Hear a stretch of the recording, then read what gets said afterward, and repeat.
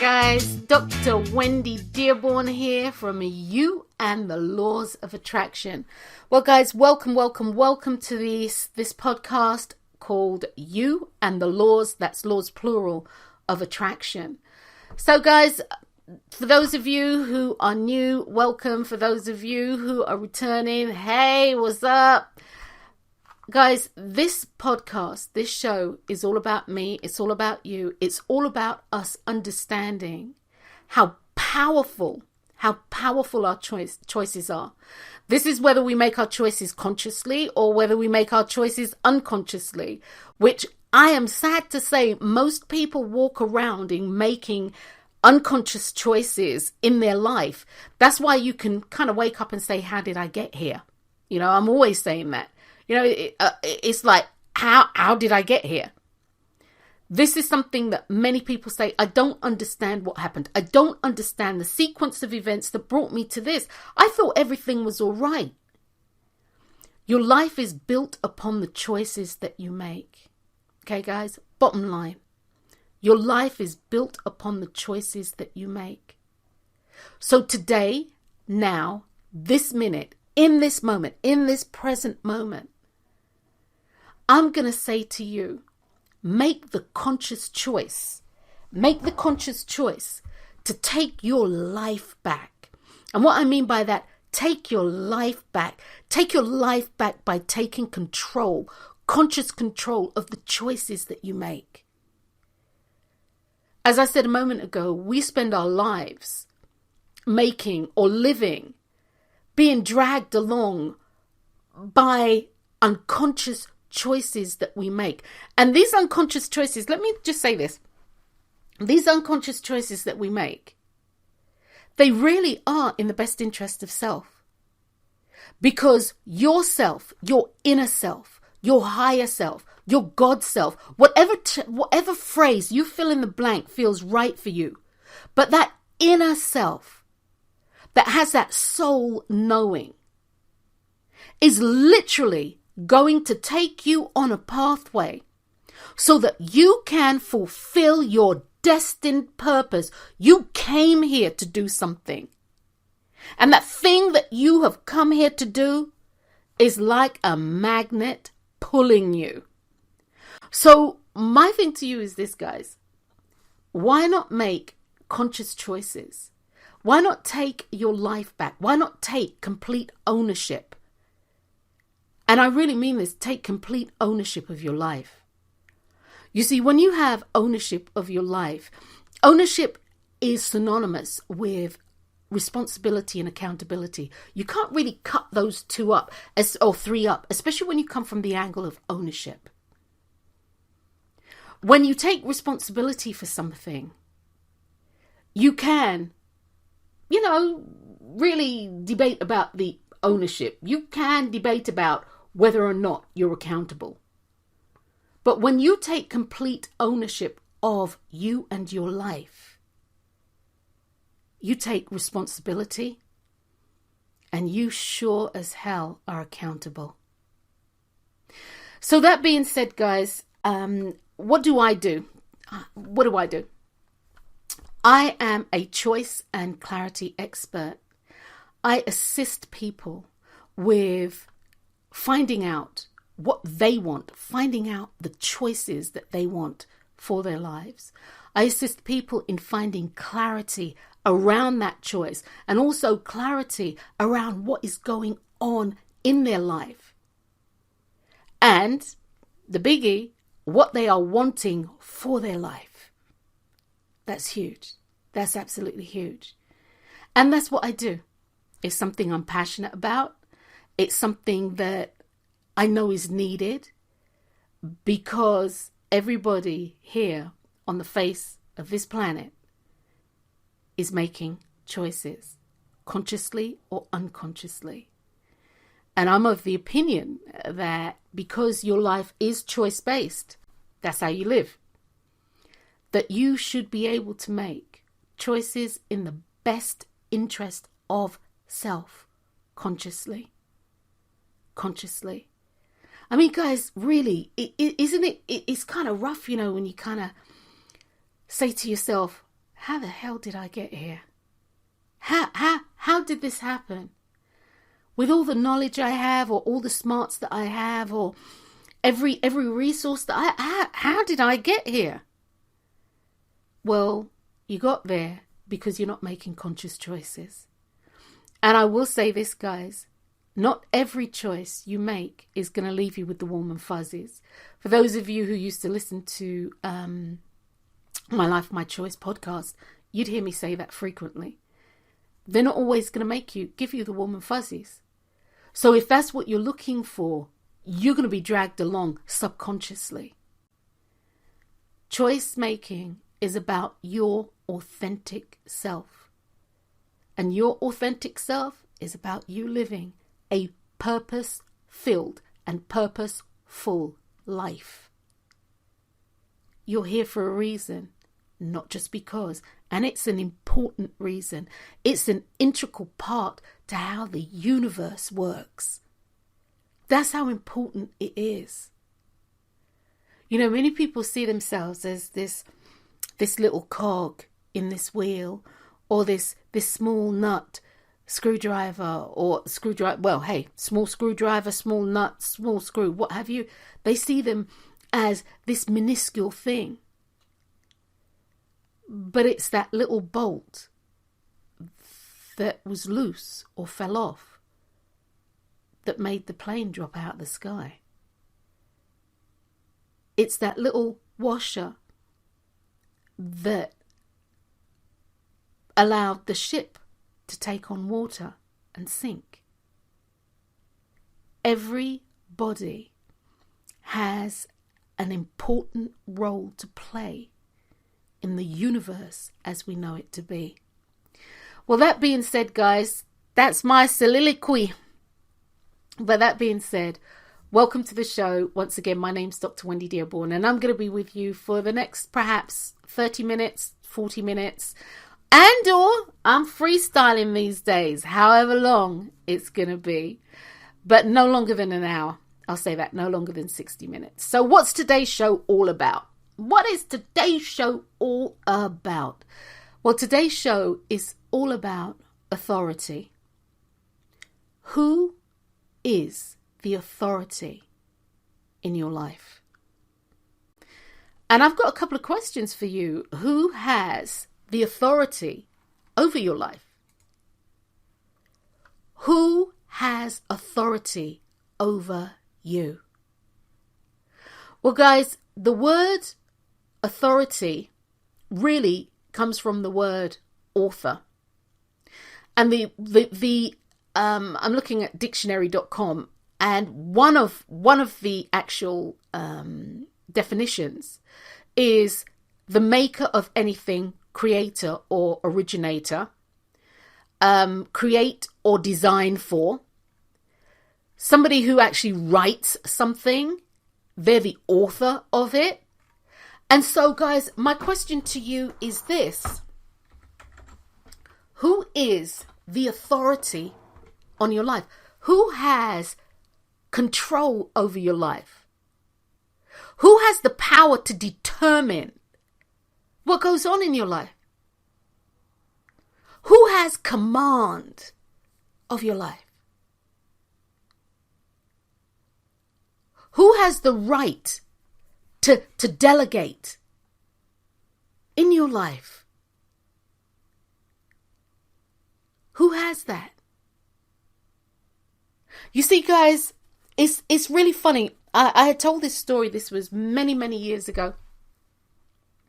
And I told this story about,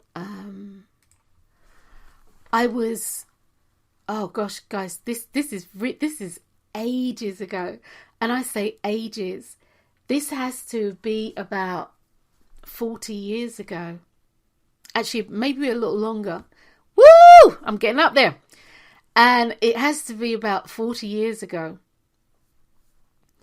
I was collecting some research, and this was for myself, because I wanted some makeup. I was always into makeup, and that was one of the things that I had, one of the many things that I've been to school for.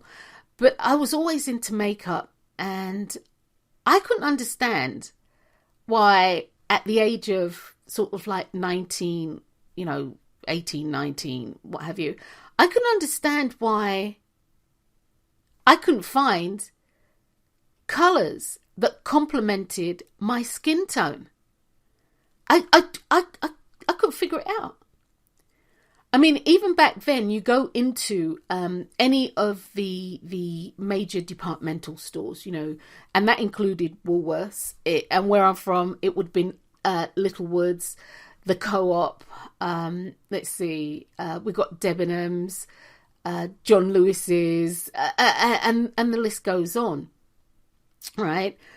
You go into these stores and you'd have the makeup counters, and I'm here to tell you, what has changed is they just have more stuff, more companies. But outside of that, even the setups are pretty much the same. Not too much has changed, guys. Not too much has changed. And I suppose they're of the opinion, if it's not broken, don't try to fix it. But anyway, I'll go in there and I couldn't find anything. I couldn't find anything that suited my skin tone. And I was absolutely shocked. So what I did was, and this is where I'm going to talk about authority, but I just want to, elaborate with this story. What I did was, I got a white coat from my workplace, because I actually worked at Hammersmith and West London Hospital at that stage. It was a maternity hospital. And so I kind of borrowed a white coat, and I got a clipboard, and I wrote out a list of questions. And I was at the train station. I was at Shepherd's Bush train station. I was at Shepherd's Bush train station. I did Hammersmith. I did one of them in like Willesden, Neasden. I did one of those. And a couple of others. I think I went to Brixton. So I went to these different areas. And there were areas that I knew had a high population of West Indian and or women of colour. And so what I did was, I had my clipboard and I stood there and I sort of said, "Excuse me, can I ask you a few questions? And this is just about makeup and cosmetics in general." And I had this whole list. And I was actually surprised by how many people actually answered me. And I realised they answered me because I had on a white coat and a clipboard.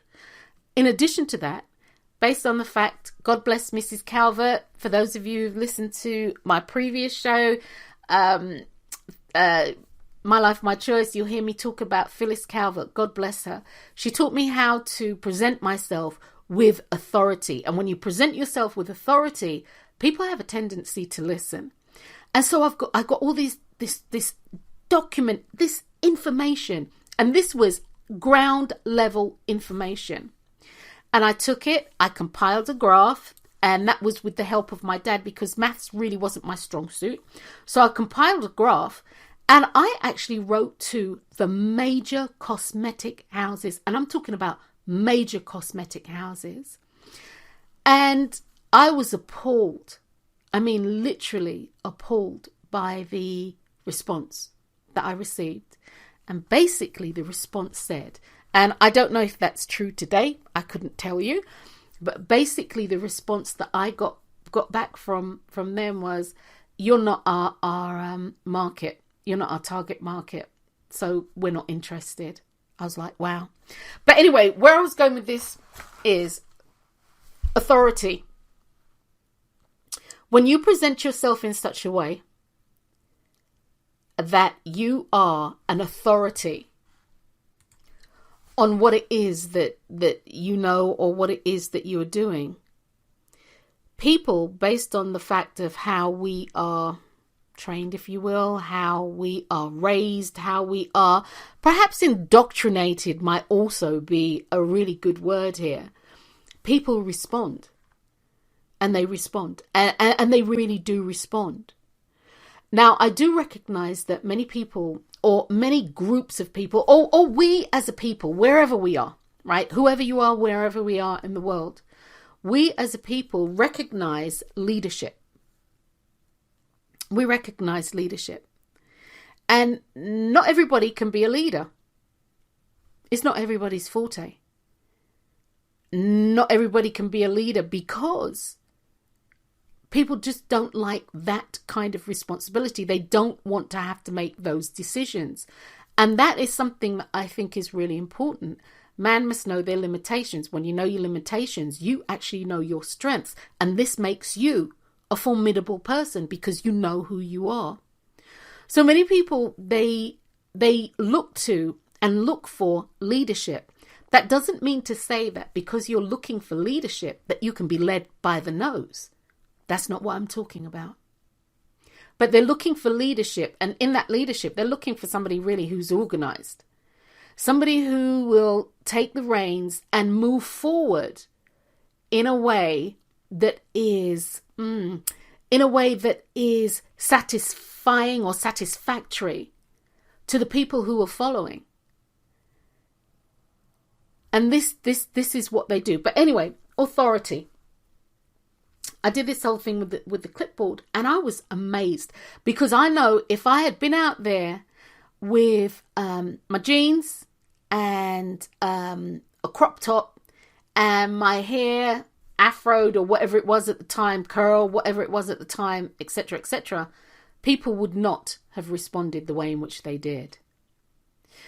That being said, what I want to ask you is this. Who is the authority in your life? Who are you allowing to influence, and I mean truly influence, your choice-making process? I see things, and it's very rare that I speak about government and what's going on because at the end of the day, it's fleeting. It's got here today, gone tomorrow. Okay? However, I see things going on in governments, and I wonder what people are thinking. You know, I wonder what the masses are thinking. I see people being told that, you know, there's this going down, that, you know, there's this pandemic that's on the horizon, or that this person has done this and this person has done that. How the hell do I know that's true? And you see, guys, this is what I want you to ask yourself. Just because somebody has said it, does it mean that it is so? The answer to that is no. You know, we hear about all these medicines that they've made and it does this and does that.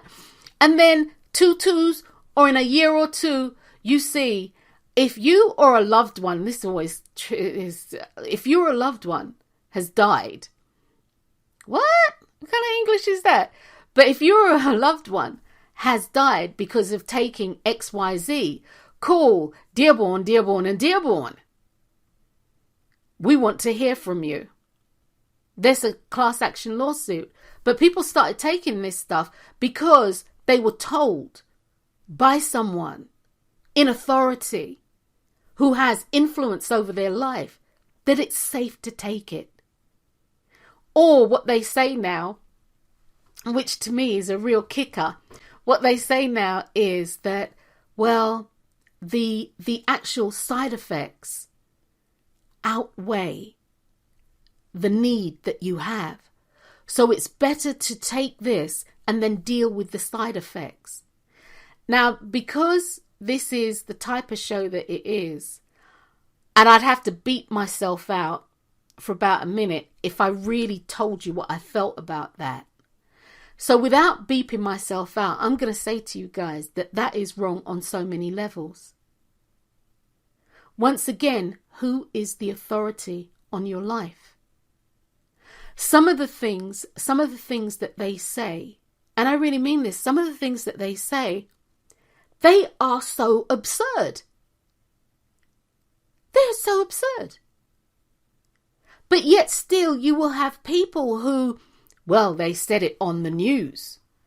And I don't care what channel you're listening to, whether it be ITV, BBC 1, 2, 3 or 4, if you're listening to Fox or NBC or MSNBC or whatever's out there, you know, Channel 3, whatever's out there.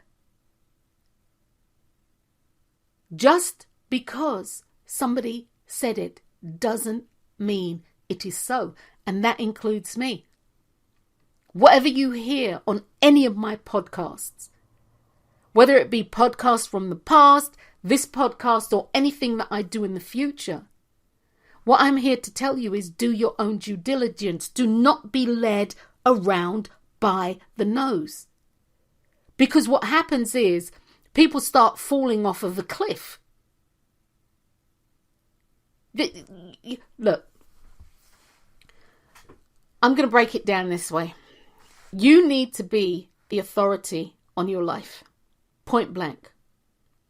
And what that means is you're going to need to start taking some ownership. What that means is that whenever somebody in authority tells you something and then is telling you to act on it like some sort of sheep, you need to ask the question, is this really so? Is this going to affect me? And if so, how? That's what you need to ask yourself. And I'm not talking about asking them. I'm talking about asking you. People are not stupid. Although when you get the race mind or the mass mind, that is something that is definitely programmed into people, that they cannot have an authentic individual thought. You see, when you are open and susceptible to information that is out there, and as certain political figures say, this is fake. And you know something? There's a lot of fake stuff running around out there. There's a lot of fake stuff running around out there. And so if you don't have, how do I phrase this? I'm looking for the right way to phrase this, guys.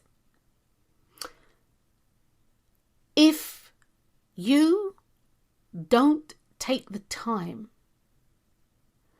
to think your own thoughts, and I really mean to think your own thoughts as they originate from you and they are not fed to you, what happens is this builds energy. And this is why you can get people who will, on a one-on-one, they would never do something that they do when they become a part of a mob, when they become a part of a gang, when they become a part of you fill in the blank. They were on a one-on-one. They would never do some of the heinous things that they do. You get that whole mob mentality. And they can really hurt people. They can really hurt people. And that's because of energy. That energy builds. It's like a snowball rolling down a hill, building. It builds. And the energy can only build if you don't have something in place. Something in place that will diffuse it and say, this isn't me. Many people have been accused of little things, maybe like not even being patriotic and all this jazz. Because their intrinsic belief is whatever's going on is wrong. And I don't want to be a part of it. And for that, they're decried. For that, some people have been imprisoned. You know, guys, once again, who has the authority over your life? Who is facilitating your mental thought process? So you are making the choices that you are making? Who has the authority over your life? Who is influencing your belief? You know, your belief is your belief. But if you don't stand firm on that, and I really mean if you don't stand firm on that, your belief can be skewed by somebody else's belief. And I'm going to tell you this. Somebody else's belief is about them and their agenda. So who has authority over your life? And whoever it is, what is their agenda? And I'm not saying that all agendas are bad, but all agendas are self-serving. And that's the bottom line. I don't care whether you're doing charitable work. I don't care what you're doing. All right. I don't care whether you're a floating ship of doctors going, to Timbuktu or what have you. All of that is to the highest. But the agenda is self-serving. And is there anything wrong with that? No. No. And in my mind, as long as you're not hurting people, as long as you're not preventing people from achieving and aspiring, as long as you are not holding people down and creating this sort of like sheep mentality.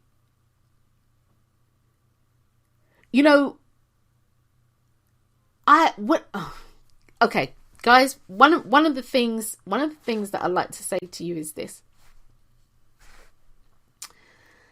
If you've never, ever, ever watched the movie Wag the Dog with Robert De Niro, you need to watch the movie. There's also another movie called Capricorn 1. Okay? If you've never watched Capricorn 1, and that movie, oh gosh, that movie has got to be about 40 years old, Capricorn 1. Wag the Dog, maybe, I don't know, maybe about 20, 25 years old or something like that. Guys, watch these movies. Now you could say, is art imitating life or is life imitating art? Truthfully, I don't care, because there's kernels of truth in art. There's kernels of truth in what you've seen.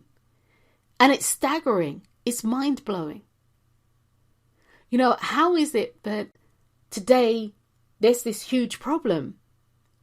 A huge problem that has turned into a global problem. And then tomorrow they say, it's okay. But no, how, what? Oh no, they say it's okay. And that's the refrain, that's the echo that everybody starts saying. And, guys, with this, and, the whole conspiracy theory thing, hey, all to the highest. All to the highest. However, with that, there's extremes.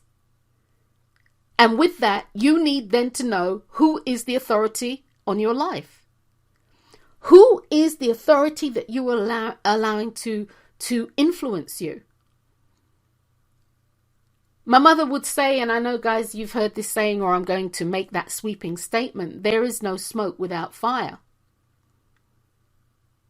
And truly, if there's smoke, there's some kind of flame, there's some kind of ember, something's burning.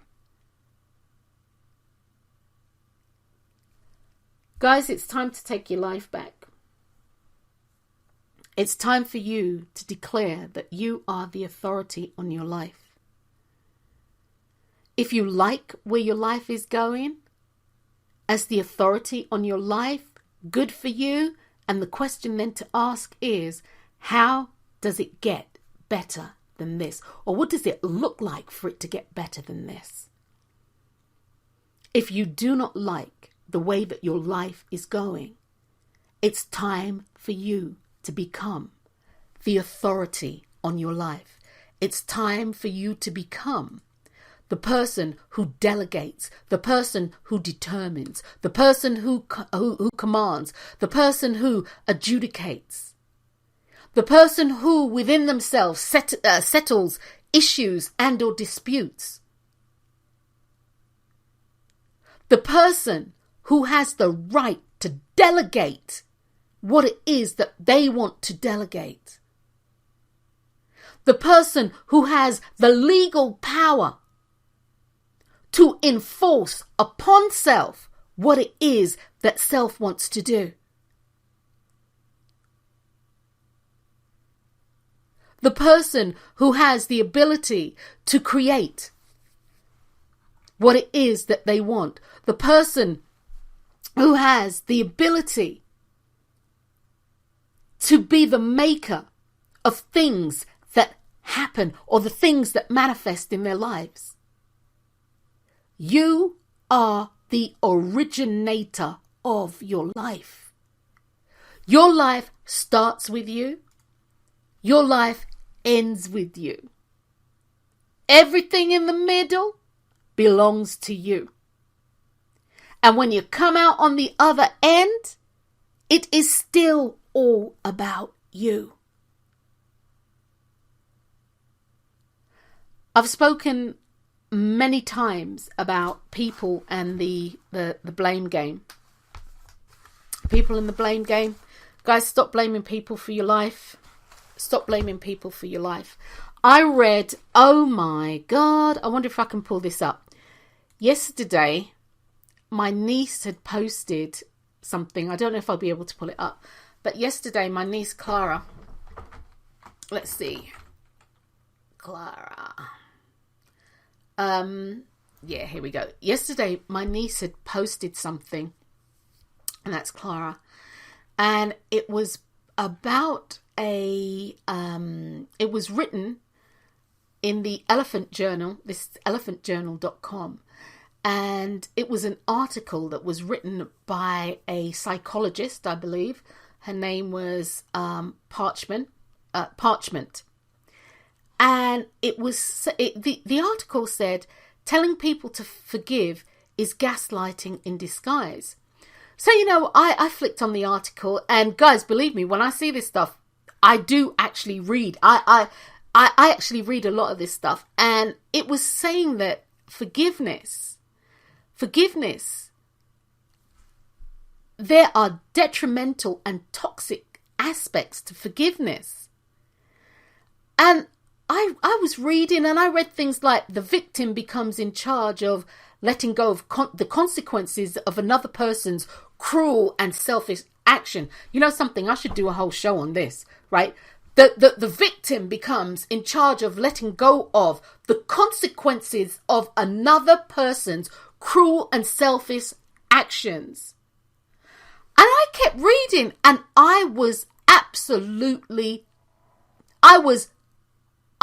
look, I don't even know which word to tell you what happened to me when I read that.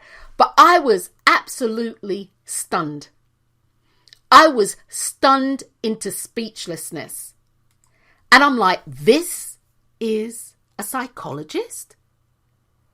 Well, one of the things I said, well, she isn't somebody who I would see, and I would never recommend anybody. How can you make a claim? How can you make a claim like that? That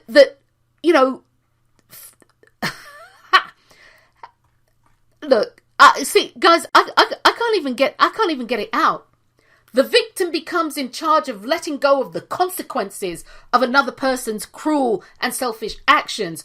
The consequence of not letting go of that is what? The consequence of not letting that go is what?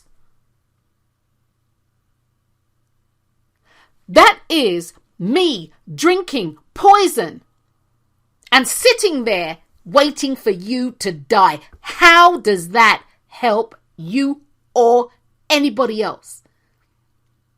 You see, when people start talking about forgiveness, what they don't understand is forgiveness isn't about anybody else. It's about you cutting yourself free. It's about you letting go of something that still has you in a traumatic state. The person who has done something to you, they've gone on their merry little way. They've gone on their merry little way. They ain't even thinking about you. But yet still, your life is being controlled by somebody who has authority over you. Forgiveness isn't about condoning somebody's behavior. It's not about sweeping it under the carpet. It's not about pretending it didn't happen. It's not about you saying, that it's all right when it's not. Forgiveness is about you letting go of the fact that this thing can hold you in bondage and it can prevent you from moving forward. It can prevent you from moving forward. This article went on to talk about, people who have illnesses. Well, here I stand or sit before you as someone who had a life-shortening illness and had a near-death experience. Let me tell you this. That illness was mine. It wasn't anybody else's. I had it. I had the near-death experience. It wasn't anybody else. I was the one who couldn't walk, talk, see, and all this other stuff that went on. So whose illness is it? Whose illness is it? It's mine. Ownership of your life starts with you. And guys, yes, I recognize that many people out there have been abused.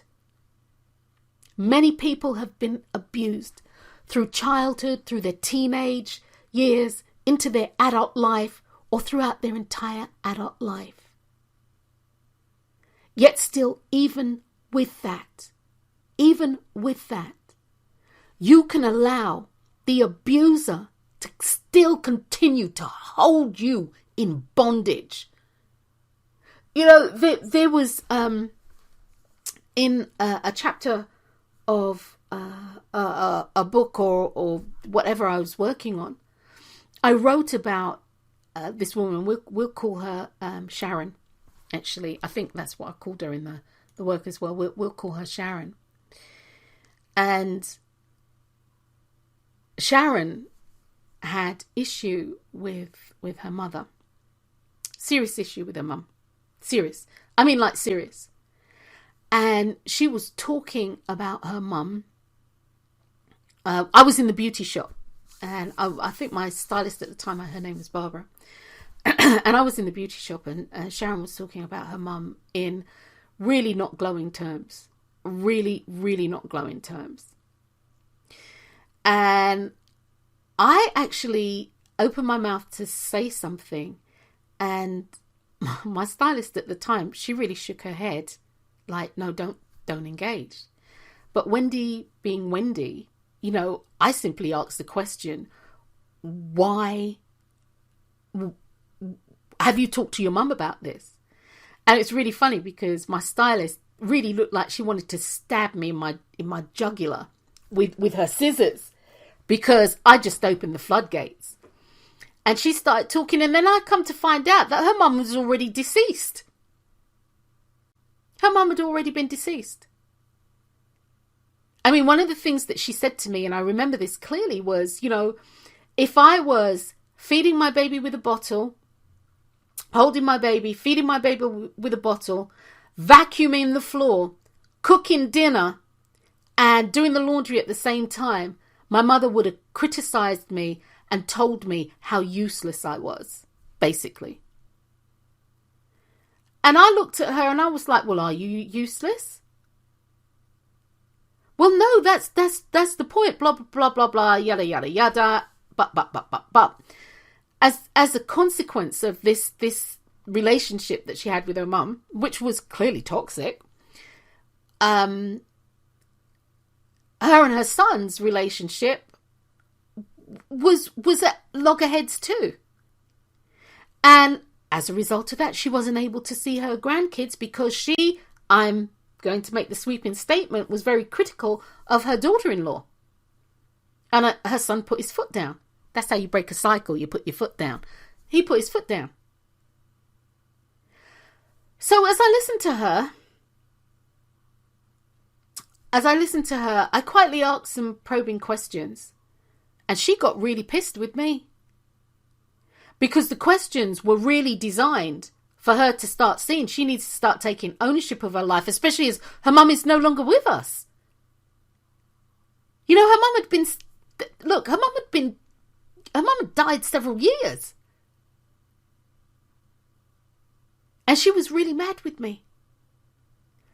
So we spoke, and I went into, at that time, spiritual counseling mode, etc.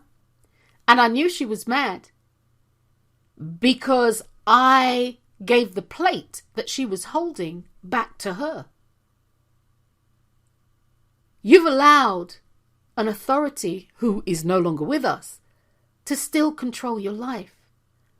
Was she abusive? Yeah, very much so. Very much so. Physically, yeah. Mentally, yes. Emotionally, God, yes. Throughout your life.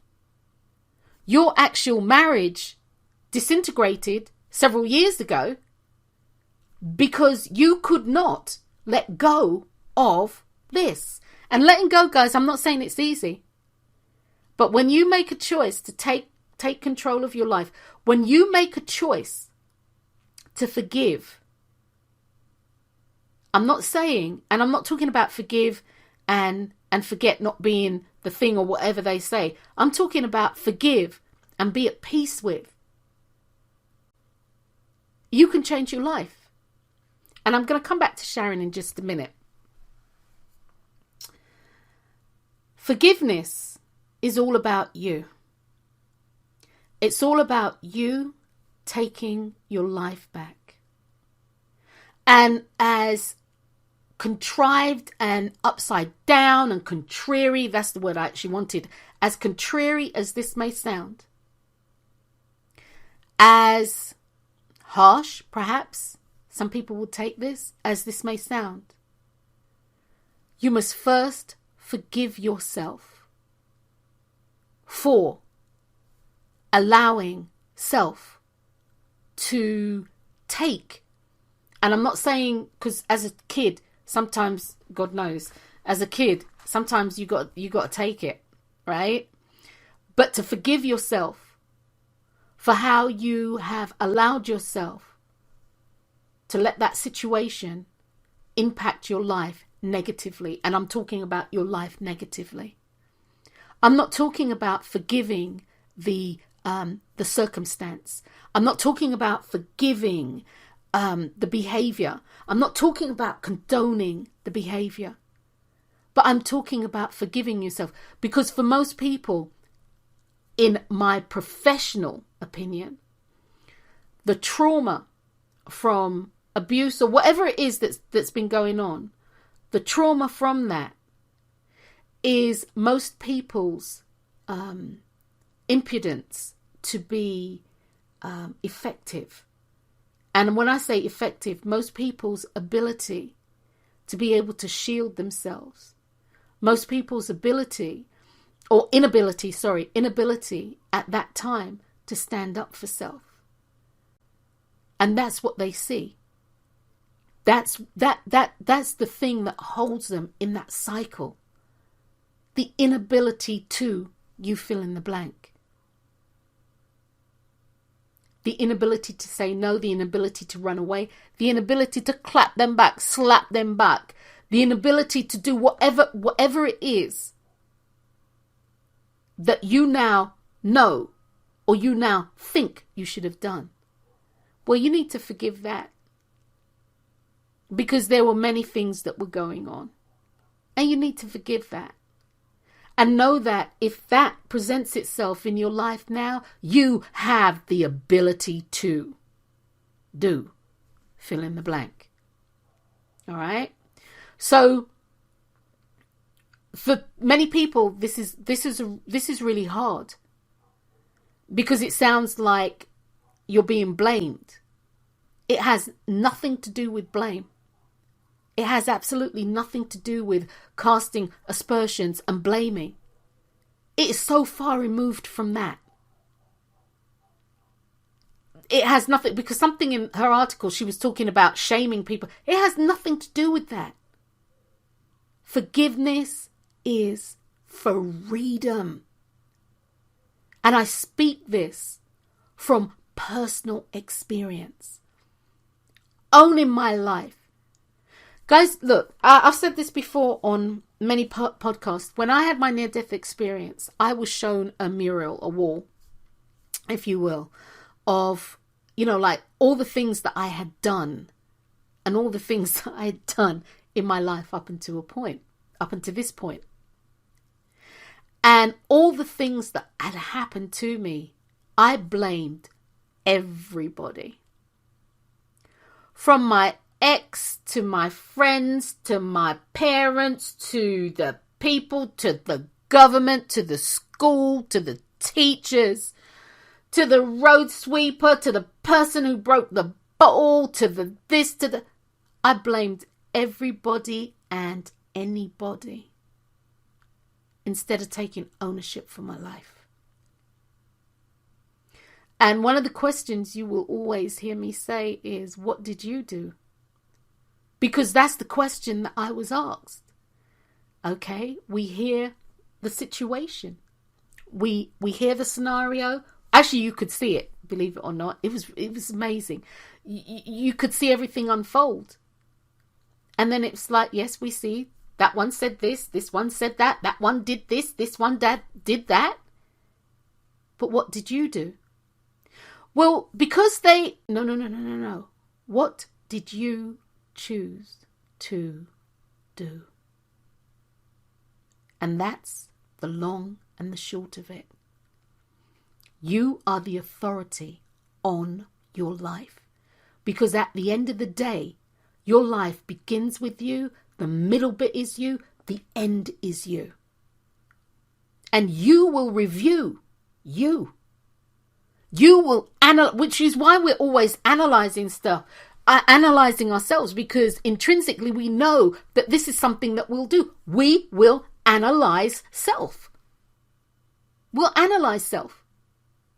We really will. Be the authority on your life. Take ownership of your life. Moving forward from this point today, don't let anybody, just because... Okay, guys. A friend of mine,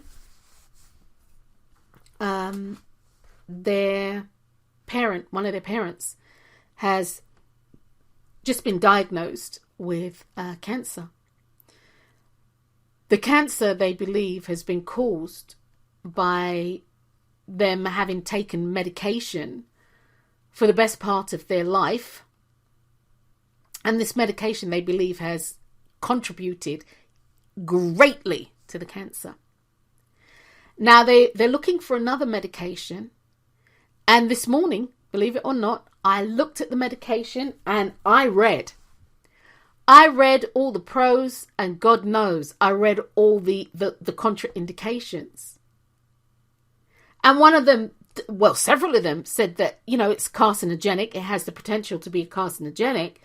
However, if you are undergoing treatment for cancer, you cannot take this because it actually suppresses the immune system. But this is what they want to give. You have to be an authority on your life. Because I brought that was the first thing. I looked, I read, I'm like, well, hey, look.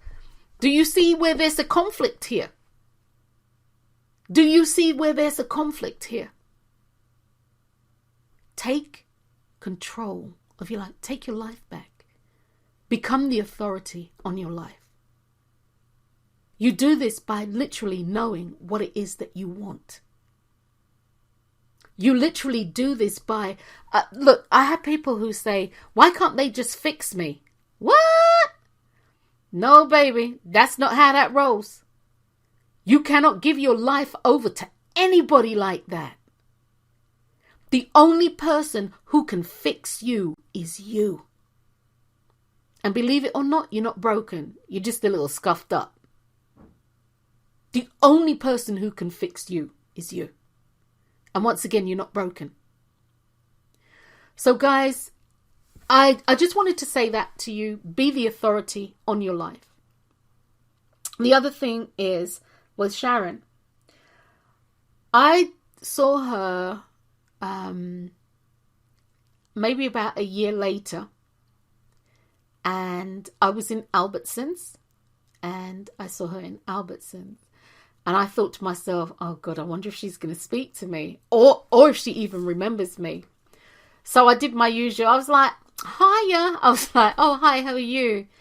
And she said, do you know something? I'm doing really well.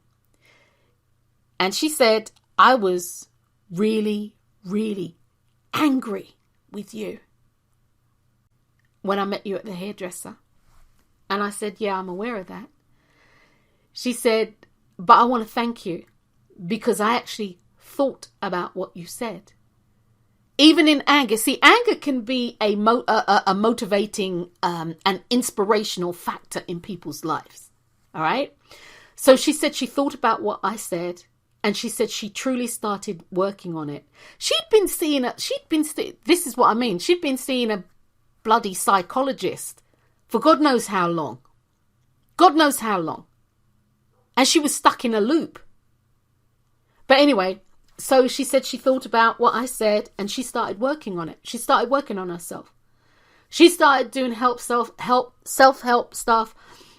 She started talking to herself. And actually what she was doing was she was taking her life back. I think the biggest trigger was for her when I sort of said to her, but your mum's dead and she's still controlling you. You know, how does that work? How does that make you feel? You know, helpless. But anyway, so I said to her, so how's it going? So she said, well, herself and her son, they have reestablished good contact. She now can have the grandkids because that was one of the issues. She couldn't get to see her grandkids. So now, you know, grandkids are on school vacation. She gets to have the grandkids. And when I saw her, if I remember rightly, it was right before Thanksgiving. And she said that she was going to their house for Thanksgiving. And what I wanted to say to her is make sure you behave yourself and don't criticize your daughter-in-law. But I didn't. I just said, that's nice, right? Which it was. So one of the conversations, although I didn't bring this up, one of the things that she had a great issue with, of course, is with her ex. So I said, well, how's that going with your ex? And she kind of laughed and she said, nah, I have to work on that in the next lifetime. I'm not quite sure. It's not working for me in this lifetime. But she's working on it.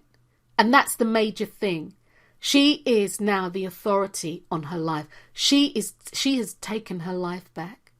So guys, I hope that this podcast will assist and support you. I hope that there's some kernel that you take out of this, that you are able to support you in creating the life that you want to live. Because this is what life is all about. You and the living of it. Forgiveness is huge. If you haven't done so, I did a 21-day forgiveness project. This was last year. It's absolutely huge.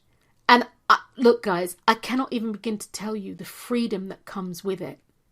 But I don't have to carry around this ball and chain of hatred or toxicity or anger and this and that. And guys, let me tell you this. When you have actually forgiven somebody, you know, because when you hear their name and that, it doesn't bring up this, you know, this, it doesn't bring that up, you know, or it doesn't take you down memory lane.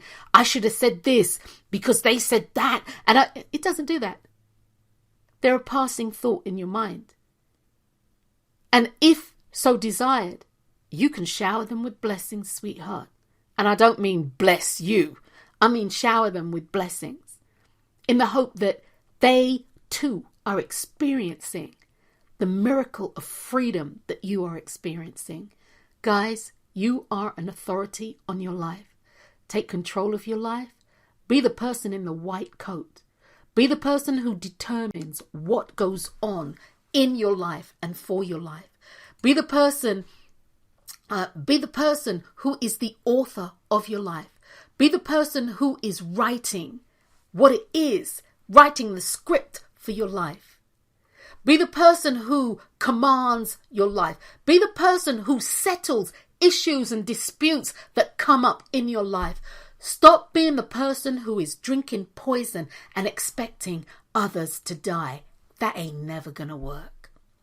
So guys, I will actually put a link to the Forgiveness Project. And on that note, I'm Dr. Wendy Dearborne. And let me just say this. Forgiveness isn't about validating what somebody's done to you. It's about letting go of the trauma that you feel based on what they've done. But that being said, guys, I'm Dr. Wendy Dearborne. Until next time, guys, take care of you. And remember that life, your life, my life, our lives are built one choice at a time. May the universal creator, known to me as God, or whomever your chosen deity is, shine the light upon your pathway so that you can, with an assurity of knowing, take the steps that you need to take you to the next level.